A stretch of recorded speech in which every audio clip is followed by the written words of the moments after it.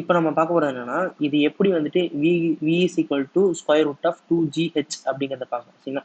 ஜென்ரலான formula வந்துட்டு என்னன்னா v is equal to u plus gt சரிங்களா. இதுதான் ஏன்னா கிராவிடேஷன் வந்துட்டு கீழே போகும்போது ப்ளஸ் வரும் சரிங்களா. ஏன்னா கிராவிடேஷன் புல் வந்துட்டு இருக்கு, அது கிராவிடேஷன் அகேன்ஸ்ட் கிடையாது, கிராவிடேஷன் அது சைடு இழுக்கிறது சரி. அதனால தான் இந்த formula v is equal to u plus gt சரிங்களா. இந்த இடத்துல வந்து டிஸ்டன்ஸ் ஒய்ங்கிறது ஒன்றுமே இல்லைங்க, டிஸ்டன்ஸ் சரிங்களா. டிஸ்டன்ஸ் வந்து கனெக்ட் பண்ணுறப்ப அதோட டைமிங் நமக்கு தெரியாது எவ்வளோ நேரம் ஆக போகுது அப்படிங்கிறது சரிங்களா. இனிஷியல் டைமிங் ப்ளஸ் அந்த கிராவிடேஷன் எவ்வளோ போகுது, அதனால தான் வந்துட்டு யூடி ப்ளஸ் ஆஃப் ஜிடி ஸ்கொயர்னு சொல்லி கொடுத்துருக்காங்க சரிங்களா. அது இன்டூ பண்ணியிருக்காங்க. ஸோ இதை வச்சு நம்ம என்ன எடுத்திருக்கோம் அப்படின்னா வி ஸ்கொயர் இந்த இடத்துல வந்துட்டு டிடி இருக்குங்களா, V square is equal to U square plus 2GY சரிங்களா. GY இந்த டிடி வந்துட்டு கேன்சல் ஆகிடும், இந்த square of the speed when distance from the u is equal to 0 அந்த இடத்துல வந்துட்டு 0 ஆயிடுச்சு. So u is equal to gt of ஜிடின்னு சொல்லிட்டு சொல்லுவோம் சரிங்களா. ஸோ இப்போ வந்துட்டு இது 3 ஈக்குவேஷன் இருக்குங்க சரிங்களா. v is equal to இந்த 3 ஈக்குவேஷன் எடுத்திருக்கோம்.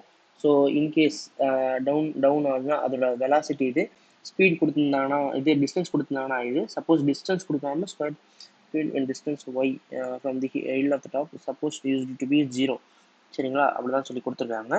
So particle thrown with an initial velocity நம்ம த்ரோ பண்ணுறப்ப நெகட்டிவ் ஒய்எக்ஸ் இந்த வெலாசிட்டி பொசிஷன் வந்து டிஸ்டன்ஸும் இது வந்து கொடுத்துருக்காங்க. தென் இந்த ஸ்பீடு வந்துட்டு v is equal to v square is equal to u square plus 2gtன்னு சொல்லலாம் சரிங்களா.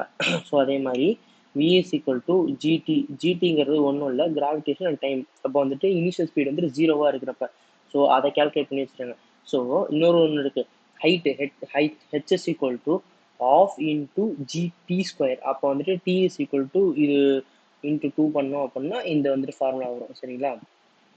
So V square is equal to square root of 2GH. இந்த இடத்துல ஏன் இப்படி கொடுத்துருக்காங்க அப்படின்னா இந்த velocity v and position of the particle and v square at any time t are given at from t கொடுத்துருந்தாங்க அப்படின்னா அந்த இடத்துல t அப்ளை பண்ணுங்க, அப்படி இல்லையா t வந்துட்டு அப்ளை பண்ணாதீங்க.